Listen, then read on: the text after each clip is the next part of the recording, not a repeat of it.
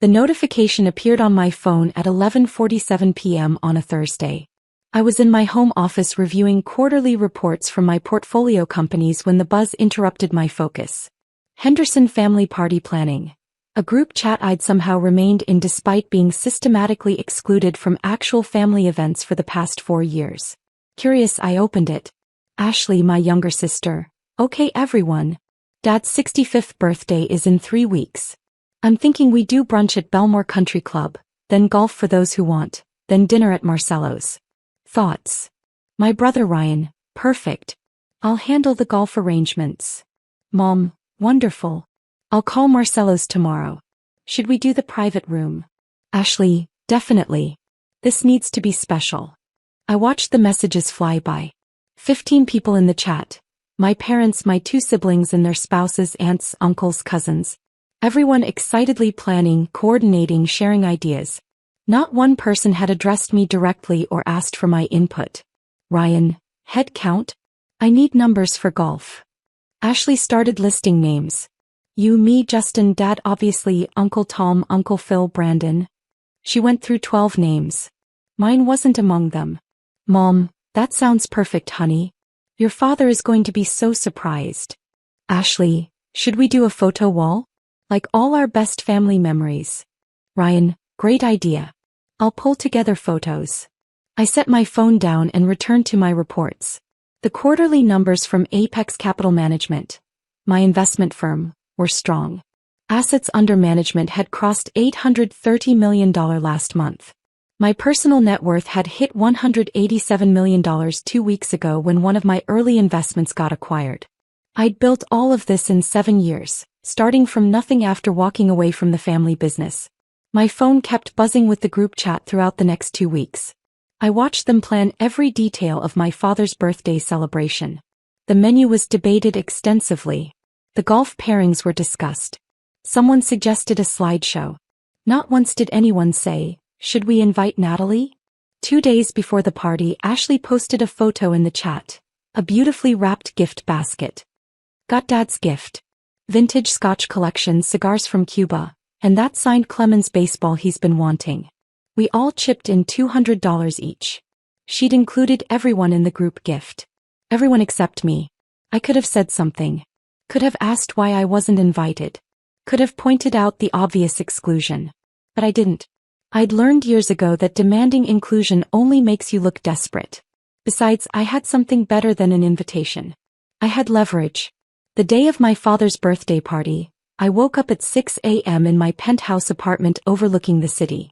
I made coffee, did yoga, and reviewed the documents my CFO had prepared. Everything was ready. At 10:30 a.m., while my family was probably gathering at Bellmore Country Club, I called my attorney. Thomas? It's Natalie. Execute the loan recall we discussed.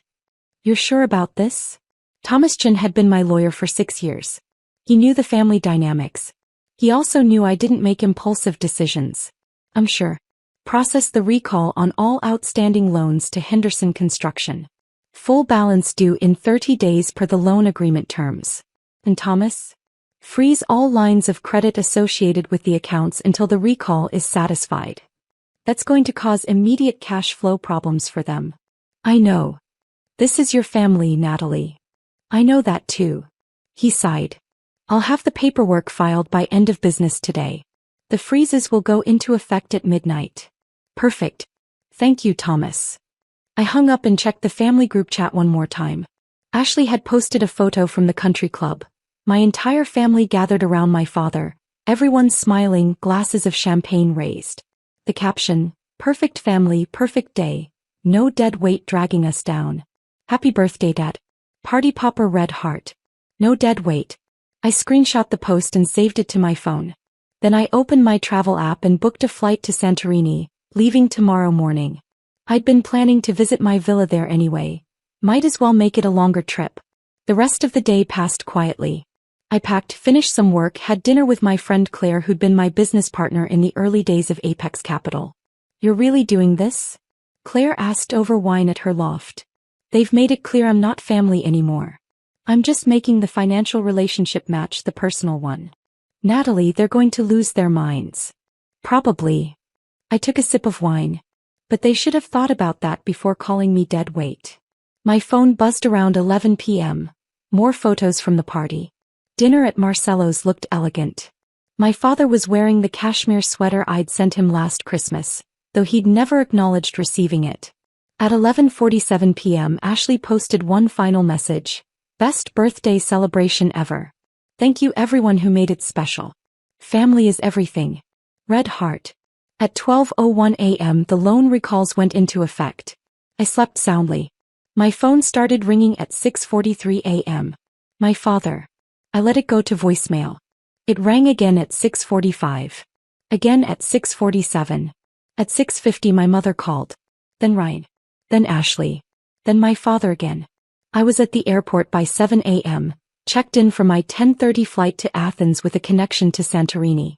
I was sipping an espresso in the lounge when I finally answered my father's 8th call. Natalie. His voice was so loud I had to hold the phone away from my ear. What the hell did you do? Good morning, Dad.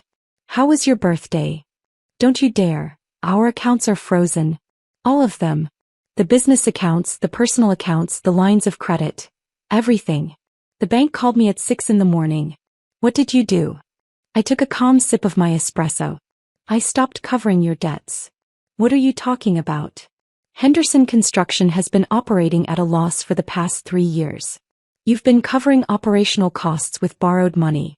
My money specifically. Through various loans from my investment firm. Silence on the other end. You currently owe Apex Capital Management $340,000 in outstanding loans. The loan agreements include a recall clause that allows me to demand full repayment with 30 days' notice. I exercised that clause yesterday. Until the loans are satisfied, all associated credit lines are frozen per the terms you signed. Your investment firm? His voice had dropped to barely a whisper. Apex Capital Management. We're currently managing $830 million in assets. I founded it 7 years ago, about 6 months after you told me I was wasting my finance degree by refusing to marry Brandon Mitchell and merge our family's companies. More silence. You've been loaning us money? He finally said. Why? Because despite everything you're still my father. And I didn't want to watch Henderson Construction go bankrupt. I watched planes taking off through the lounge windows. For 3 years I've been quietly funding your company's shortfalls. Keeping you afloat while you restructured. I did it through a series of business loans with standard terms. Nothing predatory, nothing unfair. Just market rate loans to keep your business alive. I had no idea. No one did. That was the point. I wanted to help without it becoming a thing. Without you feeling like you owed me something or needing to acknowledge that maybe I actually knew what I was doing with my career. Natalie. But then I watched you all plan your birthday party for 2 weeks, I continued, my voice still calm. I watched every single family member get involved, contribute, participate. I watched you specifically exclude me from something you included Ashley's boyfriend of 4 months in. And then yesterday I watched Ashley call me dead weight. I could hear him breathing heavily on the other end. So I decided that if I'm not family enough to be invited to your birthday, then you're not family enough to receive my financial support. The loans are being recalled. You have 30 days to repay the full $340,000, plus accrued interest. After that I'll begin standard collection procedures. Natalie, please. We can't pay that in 30 days. We don't have that kind of liquid capital. Then I suggest you start liquidating assets. Sell the vacation house in Aspen. Sell the boat. Sell Mom's Mercedes. I stood up, gathering my things as my flight began boarding. Or you could get a loan from someone else. Though I should mention, most of your creditworthiness was based on the assumption that Apex Capital loans would be renewed. Once those recalls are public, your credit rating is going to tank. This will destroy the company. No, it won't. It'll force you to actually restructure instead of limping along on borrowed money. You'll have to make hard choices, cut costs, maybe sell off some of the less profitable divisions. But Henderson Construction can survive this. It'll just be smaller, leaner, actually profitable for once. Why are you doing this? I'm not doing anything, Dad. I'm just stopping doing something. There's a difference. They were calling my boarding group. I have to go. My flight to Santorini is boarding. Santorini? You're leaving the country? For 6 weeks, yes. I need a break. I've been working 80-hour weeks building my company while simultaneously propping up yours. Time for a vacation. Natalie, wait, we need to talk about this. We needed to talk about a lot of things. Like why I wasn't invited to your birthday. Like why Ashley calls me dead weight. Like why you all decided I'm not part of this family anymore. I started walking toward the gate. But you never wanted to have those conversations. So now we're having this one instead. Please don't do this. Goodbye, Dad. Enjoy the financial mess. You have 30 days. I hung up and boarded my flight. Over the next 12 hours, through my flights to Athens and then Santorini, my phone exploded. Texts, calls, voicemails, even emails. My entire family suddenly remembered I existed. Ashley, Nat, please, Dad is freaking out. What's happening? Ryan, we need to talk about this like adults. Call me. Mom, sweetheart, I don't understand what's going on. Your father is very upset. Can you please call us? Uncle Tom, your father says you're trying to destroy the family business. That can't be true. I read them all from my seat in business class, sipping champagne and watching the clouds pass below. I didn't respond to any of them. By the time I landed in Santorini, I had 43 missed calls and over 100 unread messages. I turned off my phone and took a taxi to my villa. I'd bought the property 2 years ago. A stunning white stone house perched on the cliffs of Oia, with infinity pools and views of the caldera that looked like something from a dream. Cost $3.2 million and I'd paid cash. My property manager, Dimitris, had the house prepared perfectly. Fresh flowers, stocked kitchen, wine chilling on the terrace. Welcome back, Ms. Henderson, he said warmly. How long will you be staying? At least 6 weeks. Maybe longer. Wonderful. Let me know if you need anything. I spent the first 3 days doing absolutely nothing. I swam, I read, I watched the famous Santorini sunsets from my terrace. I ate fresh seafood and drank local wine. I didn't check my email. I didn't look at the family group chat. I just existed in peace. On day 4 I turned my phone back on. The messages had multiplied exponentially. But there was one that caught my attention, from my mother sent 2 days ago. Natalie, I need to tell you something. Please call me. Just me, not your father. Please. I called her. She answered on the first ring. Natalie. Thank God. Hi, Mom. Where are you? Greece. Santorini specifically. Of course you are. She sighed. Of course you have a place in Santorini. What else don't we know about your life? A lot, apparently. She was quiet for a moment. I need to apologize to you. That surprised me. Okay. Your father told me about the loans. About your company. About everything. Her voice cracked. Natalie, I had no idea. No idea you'd been helping us. No idea you were so successful. No idea about any of it. That was kind of the point. Why hide it? I looked out at the Aegean Sea, crystalline blue and infinite. Because I wanted to see who you all were when you thought I had nothing. I wanted to know if you'd love me, include me, respect me for who I was rather than what I had. And we failed that test. Spectacularly. He started crying. I didn't realize we'd been excluding you. I thought, I don't know what I thought. That you were busy with work, that you preferred not to come to family things. I didn't realize we were actively pushing you out. Mom, you planned Dad's entire birthday party in a group chat I was in. Not once did anyone ask if I was coming. Not once did anyone even acknowledge my existence in that conversation. I know. Ashley showed me the messages. She also showed me what she posted. Mom's voice was thick with shame. Dead weight. She called you dead weight and nobody corrected her. Nobody defended you. No, they didn't. Natalie, I am so sorry. We've been terrible to you. Cruel even. And you were helping us this whole time. She took a shaky breath. Your father is devastated. Not because of the money, well yes, partly because of the money, but because he realizes what he's lost. What we've all lost. What you've lost is free financial support from someone you treated like garbage. We've lost you, she corrected quietly. We've lost our daughter, our sister. And we don't deserve to get you back. I felt my throat tighten but kept my voice steady. No, you don't.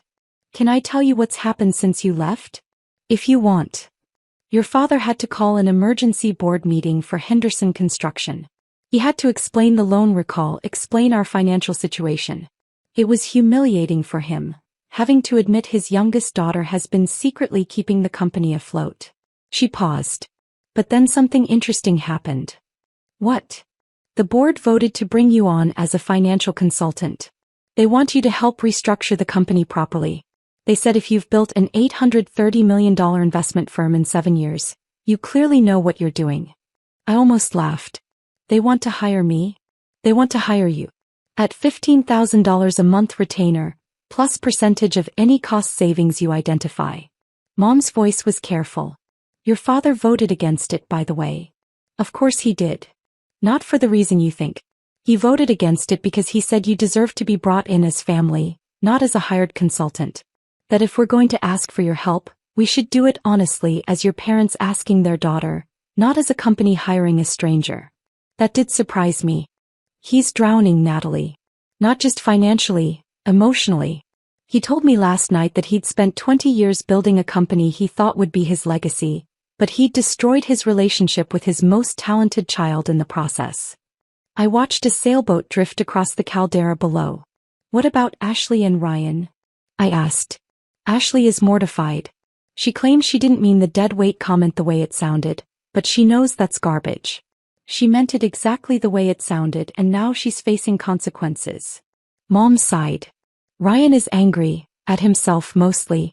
He said he always knew we were excluding you but went along with it because it was easier than confronting the family dynamic. At least he's honest. Natalie, I'm not calling to manipulate you into coming home or forgiving us or helping the company. I'm calling because I need you to know that I see what happened. I see how we treated you. And I'm ashamed. Okay. I'm also calling to ask what you need. Not what we need, what you need.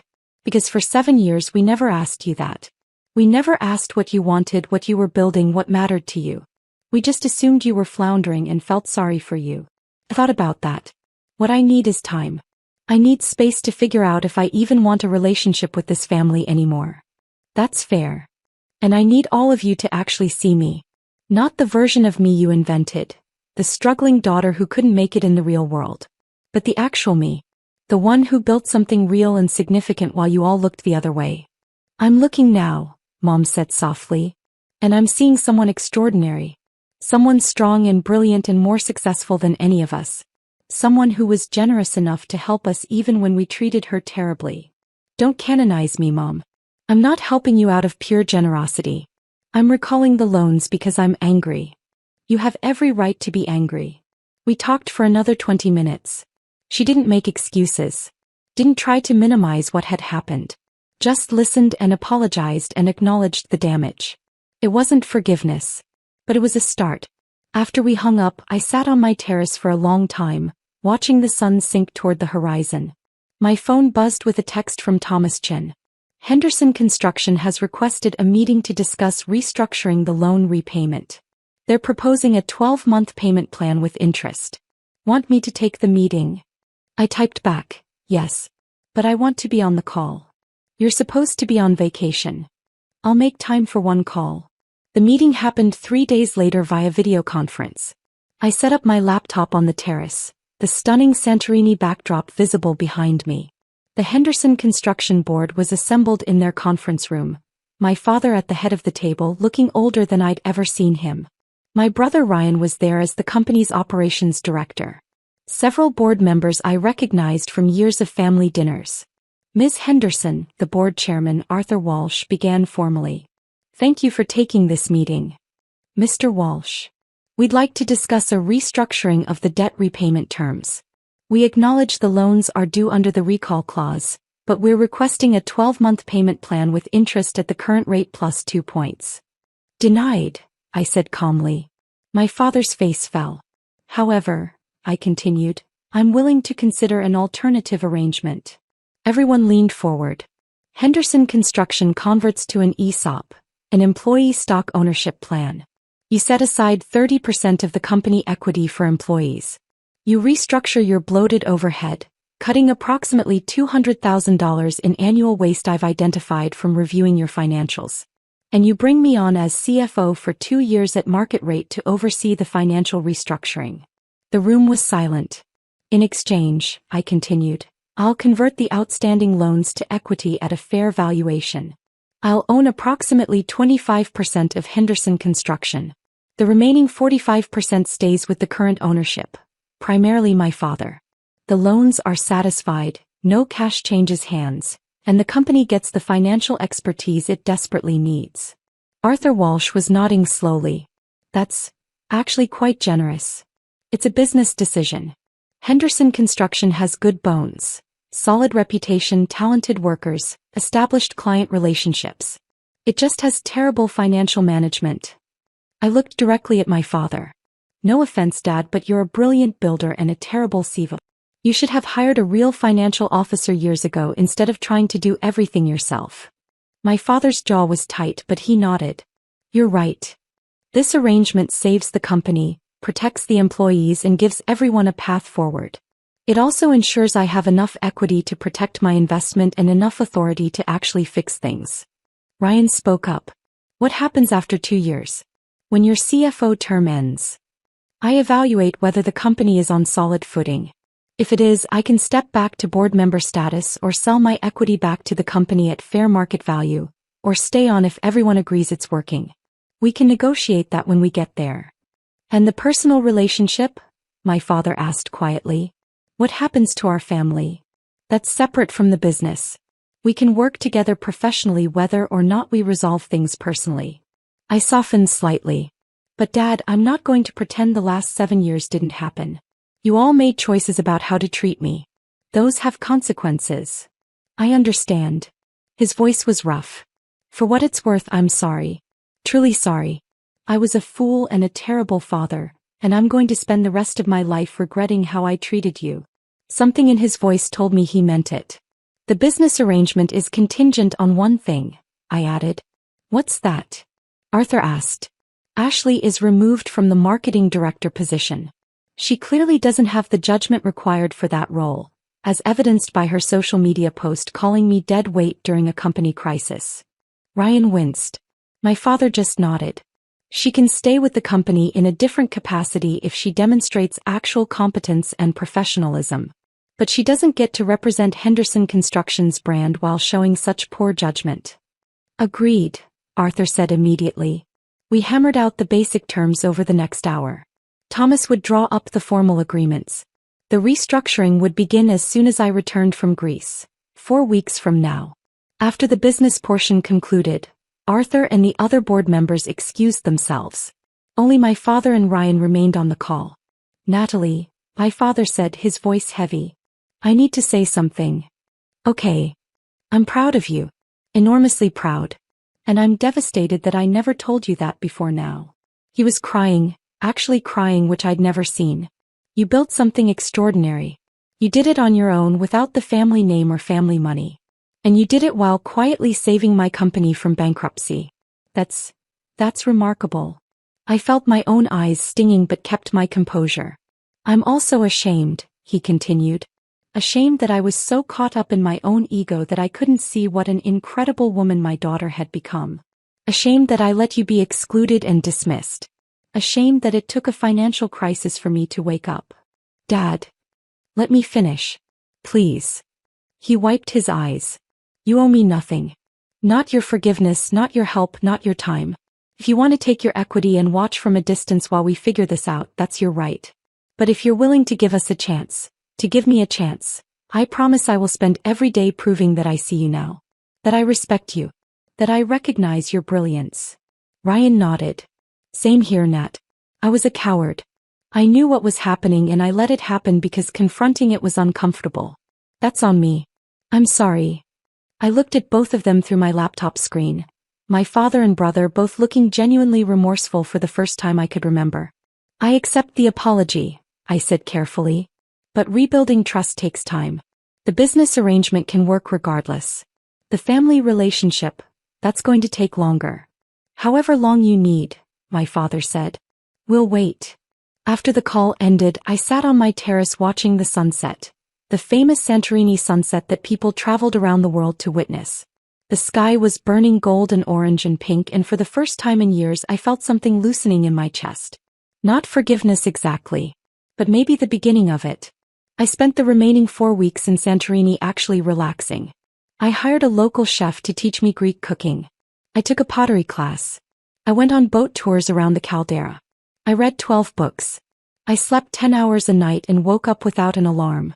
And slowly, carefully I started responding to family messages. Not Ashley, she'd need to earn her way back and that would take time. But my mother, yes. And Jennifer, my cousin, who'd sent a long heartfelt message apologizing for going along with the exclusion. When I finally boarded my flight home 6 weeks later, I felt different. Lighter.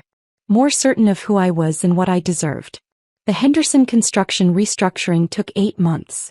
I moved back to the city but kept my distance from family gatherings, attending when invited but maintaining clear boundaries. I worked from their headquarters 3 days a week, systematically overhauling their financial systems, renegotiating vendor contracts, cutting waste, improving cash flow. The ESOP program was a massive success. Employees loved having ownership stake and productivity increased across the board. The company went from losing money to profitable in 6 months.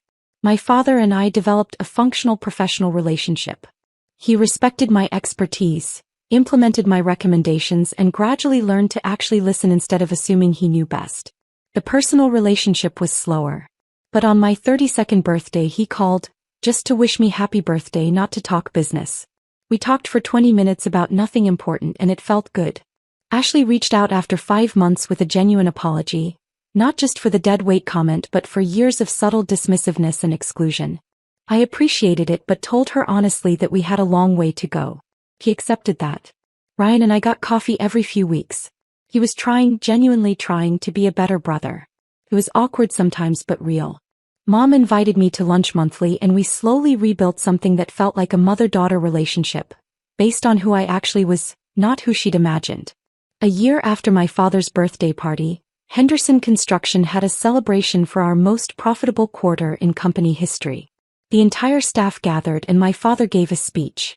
"This success belongs to everyone here," he said, looking around the room. "But I need to specifically acknowledge someone. My daughter Natalie, who took a failing company and transformed it into what you see today. She didn't have to help us. We didn't deserve her help. But she did it anyway, and Henderson Construction exists today because of her brilliance." The room applauded. I felt my face flush but accepted the recognition. "More importantly," my father continued, his voice rough with emotion, "I need to acknowledge that I failed her as a father. I dismissed her achievements, excluded her from our family, and nearly lost her forever because of my pride and stubbornness. That's a mistake I'll regret for the rest of my life, but I'm grateful beyond words that she gave me, a second chance." After the celebration he pulled me aside. "Natalie, I have something for you." He handed me an envelope. Inside was a revised operating agreement for Henderson Construction. My equity had been increased to 35%, making me the largest single shareholder, more than even his own stake. "Dad, I can't accept this." "Yes, you can. This company survives because of you. It thrives because of you. You deserve to be recognized not just as the CFO but as the primary owner." He smiled. "Besides, when I retire in a few years, someone needs to be in charge. And we both know who's actually running things anyway." I looked at the document, then at my father. "You're really giving me controlling interest in your company? It stopped being just my company the moment you saved it. It's our company now." He put his hand on my shoulder. "I'm so proud of you, Natalie. Not because of your success, though that's incredible, but because you're a better person than I am. You saved us even after we treated you terribly. That takes a kind of strength and grace I don't have." "You're learning," I said, surprising myself by hugging him. He held on tight. "I'm trying. God knows I'm trying." That night I returned to my penthouse and looked out at the city lights. My phone buzzed. The old family group chat, now renamed Henderson Family, actually including Natalie this time. Ashley had posted, "Family dinner next Sunday? Mom's house. Everyone." Under it, a note directed at me, "Nat, we really hope you'll come. It won't be the same without you." I thought about it for a moment, then typed, "I'll be there." Because that was the truth I'd learned over the past year. Forgiveness isn't about excusing what happened. It's about deciding that the future can be different from the past. My family had failed me spectacularly. They'd excluded me, dismissed me, called me dead weight while I quietly kept their world from collapsing. But they'd also acknowledged it, apologized for it, changed because of it. And maybe that was enough. Not to erase what happened, but to build something new. I'd bought my villa in Santorini with money I'd earned entirely on my own. I'd built Apex Capital Management into a powerhouse investment firm. I'd saved Henderson Construction and transformed it into something sustainable. I'd proven everything I needed to prove, to them yes, but more importantly to myself. And now, finally, I could choose my family from a position of strength rather than a place of needing their approval. They called me dead weight. I'd shown them I was the foundation holding everything up. And when they finally saw the truth, when the accounts froze and the consequences arrived and they realized who I really was, I hadn't destroyed them. I'd saved them. Not because I needed to, but because I could. And that was real power. The kind of power that came from building something so substantial, so undeniable, that other people's opinions became irrelevant. The kind of power that let you walk away when necessary and return when ready. The kind of power that came from knowing your worth even when everyone around you forgot. I was Natalie Henderson. I was worth $194 million and climbing. I was the majority shareholder and CFO of Henderson Construction. I was no longer dead weight. I was the whole damn foundation. And finally, my family knew it too.